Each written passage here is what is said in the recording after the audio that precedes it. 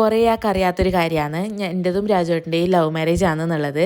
2015 മുതലേ നമ്മൾ റിലേഷൻഷിപ്പിലായിരുന്നു. 2019 നവംബറിലാണ് നമ്മുടെ കല്യാണം കഴിഞ്ഞത്. ഇപ്പോൾ ഓൾമോസ്റ്റ് 10 വർഷമായി നമുക്ക് തമ്മിൽ അറിയാം. അത്യാവശ്യം നല്ല ഹാപ്പി ആയിട്ടാണ് ലൈഫ് പോകുന്നുണ്ട്. തട്ടലും മുട്ടലും എല്ലാം ഉണ്ട്, എന്നാലും ഹാപ്പിയാണ്. അപ്പം ഈ വാലന്റൈൻസ് ഡേക്ക് നമ്മൾ പുറത്ത് പോയിട്ട് ഫുഡ് കഴിക്കാമെന്ന് വിചാരിച്ച്. ഈ വാലന്റൈൻസ് ഡേക്ക് മാത്രമല്ല, നമ്മൾ ഓൾമോസ്റ്റ് ഈ കഴിഞ്ഞ എല്ലാ വാലന്റൈൻസ് ഡേക്കും രാജുവേട്ടൻ ഇങ്ങനെയാണ് കേട്ടോ, പുറത്ത് പോയിട്ട് ഫുഡ് കഴിക്കുക, അല്ലെങ്കിൽ ഒരു ഫ്ലവർ കൊണ്ടുതരാം, ഒരു ചോക്ലേറ്റ് കൊണ്ടുതരാം. ഇങ്ങനെ ആൾ ഭയങ്കരമായിട്ട് ഇങ്ങനത്തെ കാര്യങ്ങളെല്ലാം ഇനീഷ്യേറ്റീവ് എടുത്ത് ചെയ്യുന്ന ഒരു ആളാണ്. ഭയങ്കര ഹാപ്പിയാണ്. കാരണം രാജുവേട്ടന് ഇങ്ങനത്തെ കാര്യങ്ങളെല്ലാം ഭയങ്കര ഇമ്പോർട്ടൻ്റ് ആണ്. ആനിവേഴ്സറിക്ക് എന്നെ സ്പെഷ്യലായിട്ട് ഫീൽ ചെയ്യിക്കുക, അല്ലെങ്കിൽ കുഞ്ഞിൻ്റെ ബർത്ത്ഡേ ഓന് ഭയങ്കരമായിട്ട് ഇതാക്കാം, അങ്ങനത്തെ എല്ലാ കാര്യങ്ങൾക്കും രാജുവേട്ടൻ തന്നെയാണ് ഇനീഷ്യേറ്റീവ് എടുക്കുന്നത്.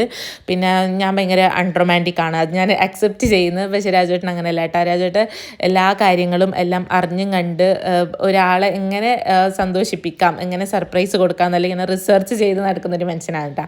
അപ്പോൾ നമ്മൾ ഇന്ന് പോയിട്ടുള്ളത് വാരിസ എസ്റ്റേറ്റ് എന്ന് പറഞ്ഞിട്ടുള്ള ഒരു റെസ്റ്റോറൻ്റാണിത്.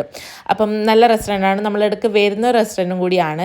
അപ്പം ഇപ്രാവശ്യം പോയപ്പം അത്യാവശ്യം നല്ല തിരക്കുണ്ടായിരുന്നു. പിന്നെ എനിക്കെടുത്ത ഫുഡിനേക്കാളും എനിക്കിഷ്ടം ഇവിടുത്തെ ആംബിയൻസ് ആണ്.